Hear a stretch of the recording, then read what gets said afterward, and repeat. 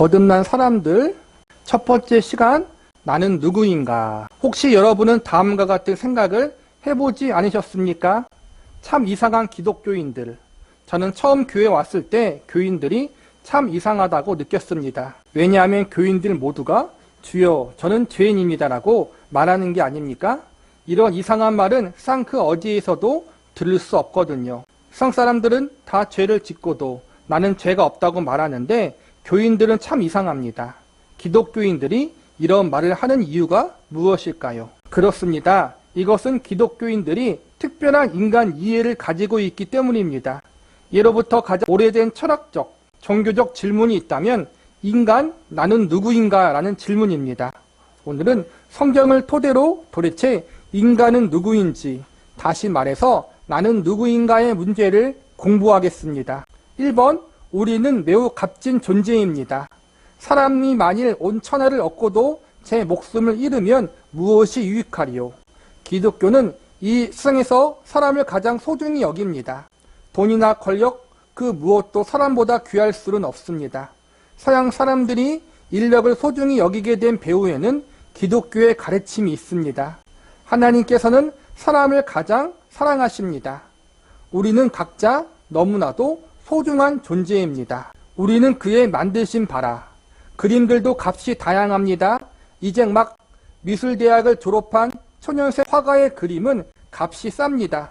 그러나 국전에 입상한 화백의 그림은 매우 비쌉니다. 프랑스 파리의 루브르 박물관에서는 수장품들의 값을 매기는 작업을 했는데 모나리자라는 그림은 값을 매길 수가 없어서 값이 없다라고 했습니다. 작품의 값은 누구의 작품인가에 달려 있습니다. 그러므로 우리를 창조하신 하나님이 이 세상에서의 최고이심으로 우리는 가장 소중한 존재입니다. 예를 든 거예요. 그림을 포함하여 미술품 같은 경우에는 누가 그렸느냐에 따라서 값이 달라지잖아요. 유명한 사람이 그릴수록 값이 높아져요. 하물며 우리는 누구의 작품이에요? 하나님이 만드신 작품이기 때문에 세상 그 무엇보다 가장 귀중한 작품, 소중한 존재라는 것, 이것이 인간을 이해하는 첫 번째 그러한 틀이라는 거예요. 하나님이 자기 형상, 곧 하나님의 형상대로 사람을 창조하시되 남자와 여자를 창조하시고 하나님께서는 우리를 하나님의 형상에 따라 지으셨습니다. 하나님의 형상대로 지음 받았다는 것은 우리의 겉모습을 말하는 것이 아닙니다. 성경에 보면 때로 하나님의 손이나 하나님의 얼굴 등의 표현이 있지만 그것은 영이신 하나님을 사람에게 설명하는 방법이 없기 때문에 우리들이 이해할 수 있도록 하기 위해서 그런 표현을 사용하는 것 뿐입니다. 오히려 하나님의 형상이란 하나님의 속성, 즉 영적이고 인격적이며 도덕적인 성품을 말합니다. 바로 이 점 때문에 사람만이 하나님과 인격적이고도 영적인 교제를 가질 수 있습니다. 이 점은 인간은 특별한 존재요 만물의 영장입니다. 인간들이 만물의 영장이 되는 것은 결코 육체적 힘 때문만이 아닙니다. 인간보다 더 강하고 날쌘 짐승들이 얼마나 많습니까? 그럼에도 불구하고 인간이 만물의 영장이 된 것은 하나님의 형상을 가졌기 때문입니다. 창세기에 보면 하나님이 사람을 만들 때 그분의 형상에 따라 우리를 만들었고 그분이 생기를 부어주셨다고 하잖아요. 하나님이. 그래서 우리는 하나님이 만드신 피조물이기 때문에 하나님의 작품이기 때문에 소중하고 또 그 다음에는 그냥 작품이 아니라 하나님의 형상을 닮은 창조물로 만들어졌기 때문에 더 귀한 존재라는 거예요. 모든 피조물 중에서 가장 존귀하고 소중한 존재가 우리 인간이라는 거예요. 가끔 믿지 않는 사람들이 보면은 웅장한 자연 환경이 있잖아요. 뭐 그랜드 캐년 같은, 그리고 혹시 우주를 바라보거나 그런 거를 바라볼 때마다 이 우주 속에 이 자연 만물 속에 인간이 너무나 작게 느껴진다고 해요. 그래서 뭐 자연에 대한 경외감을 느낀다. 그런 식으로 이야기해요. 근데 우리 성경적 입장은 그게 아니에요.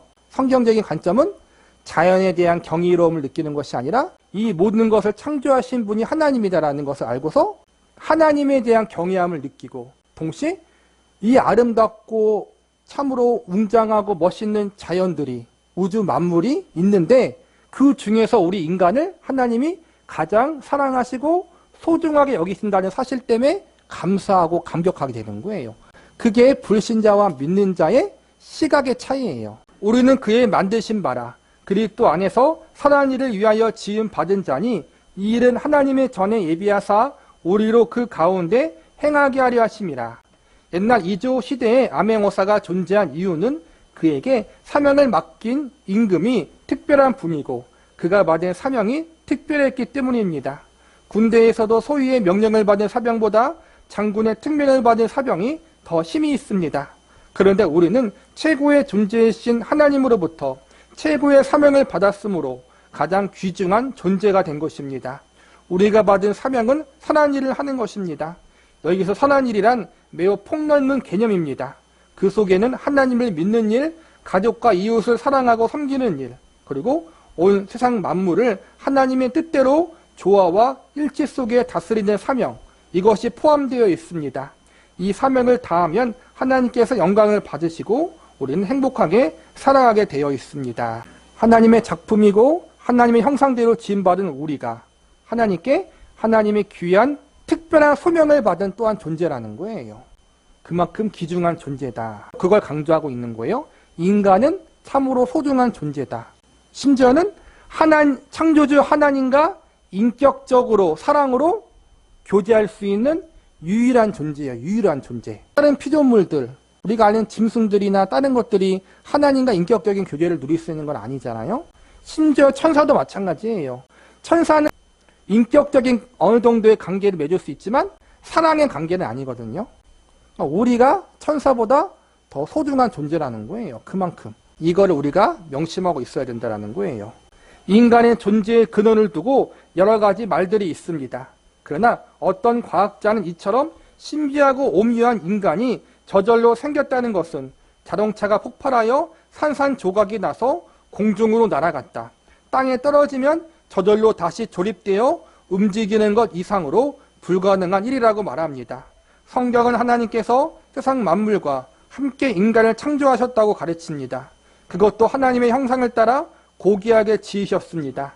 하나님의 형상이란 외모를 말하기보다는 우리가 영혼을 가지고 하나님을 아버지라 믿으며 영적 교제를 나눌 수 있음을 의미합니다. 인간이 누구인가를 생각할 때 가장 중요한 것은 우리는 저절로 생겼거나 허공에 떨어진 존재가 아니라 하나님의 능력으로 지음받은 존귀한 존재라는 사실입니다. 인간은 누구인가? 첫 번째 살펴보았어요. 하나님께 지음받은 하나님의 작품이고 하나님의 형상대로 또한 지음받은 세상에서 가장 특별한 존재, 또 하나님께 특별한 사명을 받은 그러한 존재라는 거예요. 두 번째, 그런데 그렇게 값진 우리들이 비참하게 되었습니다. 그러나 오늘날 우리 사람들은 여러 가지 삶의 고통을 겪고 있으며 존엄성이 위협받고 있습니다. 그 이유는 무엇일까요? 그것은 하나님의 명령을 어겼기 때문입니다. 선악을 알게 하는 나무의 실과는 먹지 말라. 내가 먹는 날에는 정령 죽으리라 하시니라. 하나님께서는 아담과 하와를 에덴 동산에서 만드신 후 모든 것을 먹도록 하셨으나 오직 선악을 알게 하는 나무의 열매만은 금하셨습니다. 이 제한은 피조물이 창조주에 대하여 가지는 최소한의 순종을 위한 것이었습니다. 인간의 불순종, 여자가 그 나무를 본즉 먹음직하고 보암직도 하고 지혜롭게 할 만큼 탐스럽기도 한 나무인지라 여자가 그 실과를 따먹고 자기와 함께한 남편에게도 주매 그도 먹은지라. 그러나 하와는 뱀으로 나타난 사단의 유혹에 넘어갔습니다. 사단은 인간의 교만을 이용했습니다. 만약 열매 따서 먹으면 하나님처럼 될 수 있다고 부추겼습니다. 어떤 피조물이 창조주가 될 수 있겠습니까? 그러나 하와는 하나님이 되고 싶어 했습니다. 되지 못할 존재가 되려고 시도하는 것은 교만입니다. 교만은 결국 열매를 따먹는 불순종을 가져왔습니다. 그리하여 하와는 죄를 지은 것입니다. 그리고 가슴 아픈 것은 죄는 전염성이 강합니다. 결국 아담까지 열매를 먹음으로써 우리 인류의 조상들이 하나님 앞에서 범죄자가 된 것입니다. 우리도 죄인, 전에는 우리도 다 그 가운데에서 우리의 육체의 욕심을 따라 지내며 육체와 마음이 원하는 것을 하여 다른 이들과 같이 본질상 진노의 자녀였더니, 그렇다면 인류의 조상인 아담과 하와만 범죄했을까요? 아닙니다. 이 세상의 모든 사람이 다 범죄했습니다. 세상에 의인은 한 사람도 없습니다. 우리 안에는 육체의 욕심이 있습니다. 그래서 사람은 누구나 그 욕심에 따라서 죄를 짓습니다. 그러면서도 죄를 짓지 않는 것처럼 위장하는 죄와 죄를 짓고도 무엇이 죄인지 모르는 무지의 죄까지 더하여 짓습니다. 우리들이 모두 죄인이 된 것은 우리 안에 아담과 하와 이해로 내려오는 죄의 영향력이 있기 때문입니다. 생각해 보십시오. 어떤 부모도 갓난 아이에게 죄 짓는 법을 가르치지 않습니다. 그런데도 아이가 조금씩 자라면서 욕심을 부리고 거짓말을 하고 싸웁니다. 그 이유는 모든 인간들은 아담과 하와 이해로 그 본성이 부패하여 죄에 노출되어 있기 때문입니다. 이것을 기독교에서는 원죄라고 부릅니다. 우리 안에는 이미 원죄가 있고 또 우리가 직접 저지르는 자범죄가 있습니다. 그리하여 우리 모두는 죄 때문에 진노 아래 놓이게 되었습니다. 하나님의 귀중한 존재로 창조받은 우리였어요. 하나님의 특별한 사랑을 받은 우리였는데 이제는 태초의 인류였던 아담과 하와가 선악을 알게 하는 나무를 따먹음으로 죄를 졌어요. 그게 원죄예요. 그리고 저와 여러분이 하나님의 뜻에 불순종하며 살아가는 모든 게 죄예요. 그게 자범죄예요. 자범죄를 저지르는 이유의 근원을 보면은 결국 우리가 아담과 하와로부터 내려온 원죄가 있고 우리가 죄인으로 태어났기 때문에 죄를 지으는 거란 말이에요. 어린아이가 순수하다고 이야기하지만 그들도 죄인이에요. 죄인으로 태어났기 때문에 그걸 이야기하고 있는 거예요. 모든 인간은 죄인으로 태어났다. 스스로 하나님 앞에 나아가 하나님을 찾고 회개하지 않잖아요. 우리는 복음에 필요한 게 그거예요.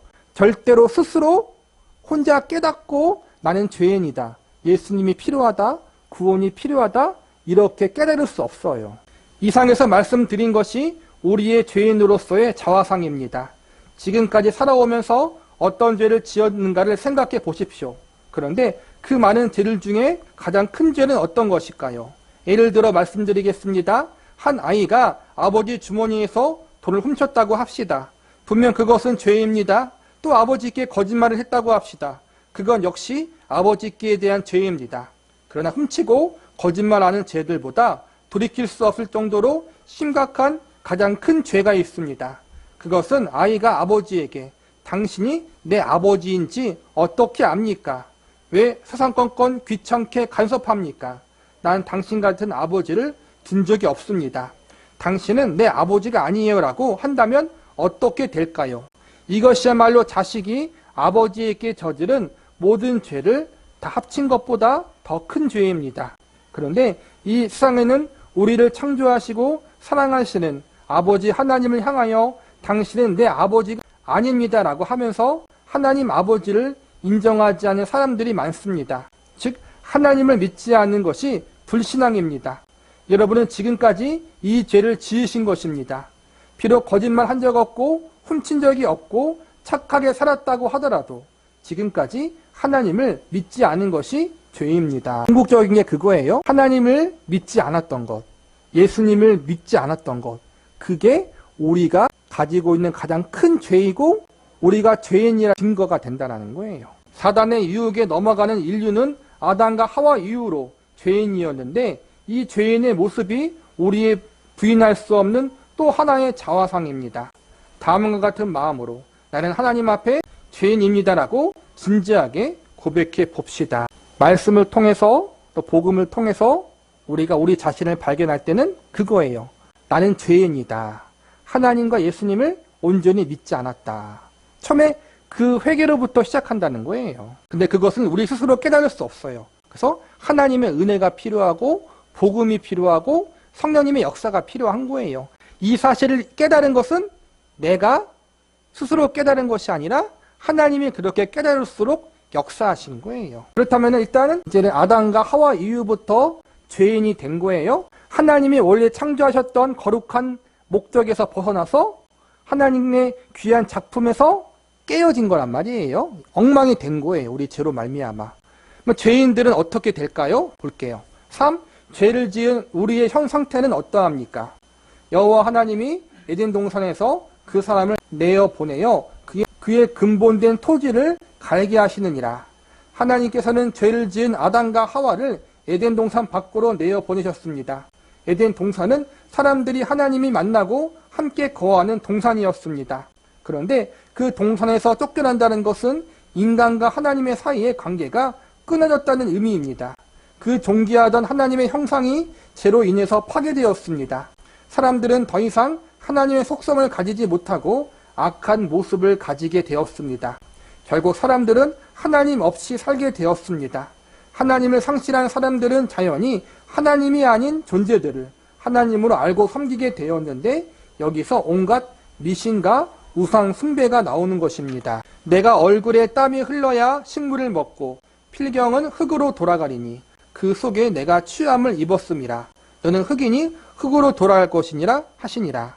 에덴 동산 밖으로 쫓겨난 사람들은 많은 고생을 해야 간신히 살아갈 수 있었습니다.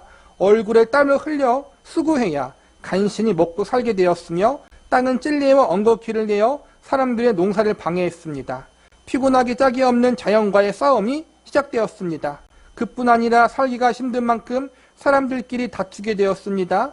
개인들도 다투고 종족들도 다투고 국가끼리도 전쟁을 하게 되었습니다. 그렇게 힘들게 살 뿐 아니라 비참한 생명조차도 끝나게 됩니다. 하나님은 우리를 흙으로 돌아가게 하심으로 모든 인류는 죽음을 맞이하게 되었습니다. 모든 사람은 죽지 않으려고 발버둥칩니다. 그 상징적 이야기가 중국의 진시황의 불로초 이야기입니다. 그러나 그런 노력에도 불구하고 이 세상에 죽지 않을 사람은 아무도 없습니다. 죽음 앞에서는 모든 사람이 평등합니다. 모든 사람이 죄인이기 때문에 힘들게 살다가 죽는 것, 이것이 인생의 모습입니다. 우리 인간 가운데 죄가 들어오고 우리가 죄인이라는 가장 확실한 증거가 결국 모든 인간은 죽는다는 거예요. 죄가 있기 전에는 죽음이 없었는데 죄가 들어와서 죽음과 사망이 생긴 거예요. 우리는 모두 죄 아래에 있다는 거예요. 그 죽음 이후에는 하나님의 심판이 있는 거예요. 죄인이기 때문에 심판받게 된 거란 말이에요. 죄의 결과로 말미암아 육체적으로 죽음을 당하게 되고 살아 생전에서 고통받고 죽어서도 육체로 죽음 받아서도 또 제2의 심판을 하나님 앞에 받게 된다는 거예요. 살아서 지은 모든 죄에 대한 심판을 말이에요. 죄로 인하여 우리들은 본래 우리에게 주어졌던 아름다운 하나님의 형상을 모두 상실한 채로 삶의 고통에 직면했습니다. 삶은 행복해야 하건만 사람은 죽지 못해 산다고 말합니다. 이 세상은 부조리와 불평등, 부패와 타락, 오염, 시기, 탐욕, 구조적 무손들, 전쟁과 갈등 등으로 조용한 날이 없습니다. 그런가 하면 가정들이 위협받고 질병의 무방비로 노출되어 있으며 언제나 실패의 위협 속에 살고 있습니다. 그렇게 살다가 마지막에는 인생마저 정리하지 않으면 안 될 때가 옵니다. 모든 사람들은 반드시 죽게 되어 있습니다. 그리하여 지금 우리의 삶의 고통과 죽음으로부터 구원받지 않으면 안 될 급박한 상황에 놓여 있습니다. 우리들은 구원을 갈망한 존재인 것입니다. 죄의 결과가 이거로 나왔다라는 거예요. 삶에서도 고통당하고 그 마지막도 이제는 죽음이라는 거예요. 그래서 우리에겐 필요한 게 뭐예요? 이 죄로부터의 구원이 필요하다라는 거예요. 4번. 그렇다면 절실한 구원은 어떻게 받습니까? 너희의 허물과 죄로 죽었던 너희를 살리셨도다. 이 말씀은 우리를 살리신 분이 있다고 선언합니다. 죽게 된 우리에게 살 길이 있습니다. 얼마나 놀랍습니까? 만약 어느 병원에서 암으로 사형 선고를 받고 치료를 했지만 별 효과가 없던 사람이 다른 병원에서 치료의 길을 발견한다면 얼마나 기쁠까요? 그 기쁨은 경험해보지 않은 사람은 모르는 기쁨일 것입니다. 그런데 우리가 구원을 받은 기쁨은 그 이상입니다. 우리의 구원은 치료 정도가 아니라 죽음 자체에서 영원히 건져주시는 것이기 때문입니다.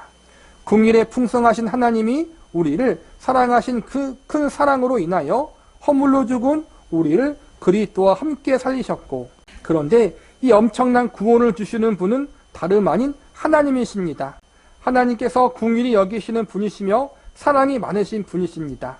그 사랑을 맛보고 싶지 않으십니까? 우리는 죄인이에요. 구원이 필요한 존재예요.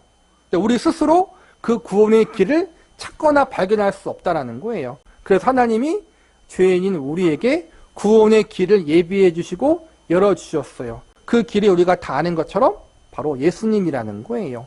예수님을 나의 구세주로 믿고 영접하면 예수님이 이 땅에 오셔서 십자가를 지시고 죽은 그 사건이 나의 모든 죄와 허물을 용서해 주시기 위해서 죽으신 사건임을 믿고 그 부활하신 주님이 나의 영원한 구세주, 나의 구원자고 나의 인생의 주인 되심을 믿고 받아들이면 하나님은 우리의 죄를 다 용서해 주시고 하나님의 자녀로 삼아 주셔요. 죄를 용서받는 게 끝이 아니에요. 죄를 용서받았지만 우리는 또 죄를 짓잖아요. 여전히 죄 아래에 있는 거예요. 그래서 죄만 용서해 주는 거로 끝나지 않고 신분을 바꿔버려요. 하나님의 자녀로. 우리는 죄의 종, 죄의 노예, 사단의 자녀들이 아니라 이젠 하나님의 자녀이기 때문에 부족하고 연약해도 하나님이 책임져 주신다라는 거예요. 이게 바로 복음이에요. 이 모든 역사가 예수님으로 말미암아 이루어졌다. 그 예수님을 우리의 구세주로 믿고 영접하면 우리는 이렇게 구원받게 되고 하나님의 자녀가 된다. 이거는 하나님의 은혜다. 이것이 복음의 내용이라는 거예요. 오늘 우리는 나는 누구인가의 문제를 생각해 보았습니다. 그런데 마지막 부분에 드디어 하나님이 나타납니다. 한마디로 하나님은 우리를 창조하신 분일 뿐 아니라 우리를 구원하신 분입니다. 우리는 하나님의 사랑을 통하여 구원을 받게 됩니다. 앞으로 그 내용을 좀 더 자세히 배우실 것입니다. 이제 여러분들은 앞으로 계속 다음 가를 공부하심으로 이 구원의 진리를 차근차근 배우게 되실 것입니다. 그리하여 다시 하나님의 피조물로서 맡겨주신 선한 일을 하면서 살아가는 사람이 되시기 바랍니다. 교회는 여러분들에게 이 사실을 알려드리고 하나님을 잘 믿도록 도와드리는 곳입니다. 교회는 여러분의 돈을 빼먹는 곳이 아니에요. 많이 오해하죠. 불신자들이, 또 시험 두는 사람이. 여러분의 헌신과 봉사를 빼먹고 돈을 빼먹어서 교회를 크게 짓는 게 목적이 아니라, 목회자도 마찬가지지만 교회의 목적은 첫 번째가 하나님의 백성으로 모여서 하나님께 예배드리고 영광 드리는 것이지만 동시에 여러분이 하나님을 잘 믿을 수 있도록, 예수님을 잘 믿을 수 있도록 도와주는 곳이란 말이에요. 교육시키고 가르치는 학교란 말이에요. 그렇기 때문에 여러분께서 힘들어도, 때로는 여러 가지 일이 있어도 교회에 나오는 일을 게을리하거나 그것을 빼먹으면 안 돼요. 특별히 주일 같은 경우는 주일날 와서 하나님께 예비하고 이렇게 말씀으로 양육받는 것, 그리고 영적으로 교제를 나누는 것, 이것이 우리 자신이 하나님 앞에 바르게 세우는 일이고 그 일을 교회가 도와준단 말이에요. 교회가 인도하는 대로 열심히 잘 따라오면 좋은 신자가 되실 것입니다. 기독교인들이 예수를 믿는다는 것은 자신이 누구인가를 알고 구원 얻기 위하여 하나님을 의지한다는 것을 말합니다. 기독교 신앙은 인생의 가장 큰 근본 문제인 구원과 연관되어 있습니다. 그런 의미에서 하나님을 믿기로 결심한 여러분은 참 위대한 결단을 하셨습니다. 진심으로 환영하고 축하합니다. 하나님을 믿는다는 것은 예수님을 내 구세주로 믿고 영접한다는 거예요. 우리가 알고 있는 이스라엘, 유대인들도 하나님을 믿고 이슬람, 무슬림이라고 하죠. 그들도 하나님을 믿어요. 근데 유대인들이 믿는 하나님과 이슬람인들이 믿는 하나님과 우리가 믿는 하나님은 달라요. 뭐가 다를까요? 우리는 오직 예수님을 통해서 하나님을 믿을 수 있다고 그렇게 믿어요. 그게 성경의 가르침이고 그게 우리의 교리예요. 예수님이 분명히 나로 말미암지 않고는 하나님 아버지께 갈 수 없다고 말씀하셨기 때문에, 그러니까 죄인이 스스로 하나님을 찾을 수가 없다는 거예요. 죄인은 우리가 스스로 하나님을 찾았어요. 근데 그 하나님은 성경에 계시되는 하나님이 아니라 우리 스스로가 만들어낸 잘못된 하나님이라는 거예요. 그렇기 때문에 우리는 반드시 성경 말씀을 통해서, 그리고 복음의 말씀을 통해서 예수님을 나의 구세주로 믿고 영접한 다음, 그래야지 우리가 하나님을 진심으로 믿을 수 있고 그 하나님이 우리의 아버지가 될 수 있다. 이런 점을 뒤에도 배울 건데, 이 사실을 일단 기억하셔야 돼요. 우리는 오직 예수님으로 말미암아 구원받을 수 있고 오직 예수님으로 말미암아 하나님을 아버지라 부를 수 있다. 이게 기독교 개신교의 가장 큰 진리고 복음이고 교리예요. 마무리 나눔터. 하루는 철학자인 쇼펜하우어가 기쁜 사색에 잠긴 채 길을 걷다가 앞에 오는 사람과 부딪히게 되었습니다. 그러자 그 사람은 화를 내면서 당신은 도대체 누군데 앞도 제대로 보지 못하고 다니는 거요 하고 말했습니다. 그러자 쇼펜하우어는 멋쩍은 표정으로 지으며 내가 누구냐고요? 들새롯이다. 나도 방금 그걸 생각하고 있는 중이었어 라고 대답했다고 합니다. 여러분 오늘 공부를 통해서 성경 말씀에서 말씀하는 나의 본질에 대해서 아시게 되었습니다. 이 시간 마음속으로 나는 누구인가 라는 질문에 대해서 대답해 보시기 바랍니다. 결국적으로 우리는 예수님이 필요한 사람들이에요. 예수님이 없으면 안 되는 사람들이라는 거예요. 그 사실을 믿고 우리가 이 성경 말씀을 통해서 우리의 정체성, 우리가 누구인가를 알고 왜 우리가 예수님을 믿어야 되는 것인가에 대해서 배웠습니다. 오늘 배운 말씀들을 잘 기억하고 정립하심으로 말씀들이 앞으로 우리의 신앙에 잘 좋은 건강한 밑거름이 되면 좋겠어요.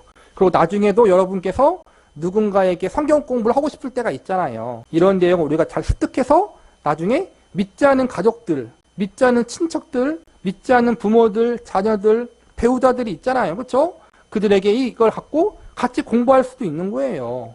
이상한 거 가르치지 말고, 이상한 체험 가르치지 말고, 성경 말씀을 가르쳐야죠. 그렇죠? 그렇게 할 때 그 사람 가운데 하나님이 역사하신다라는 거예요. 이렇게 저와 여러분에게 이런 성경 공부가 유익하게 활용되어질 수 있기를 바랍니다.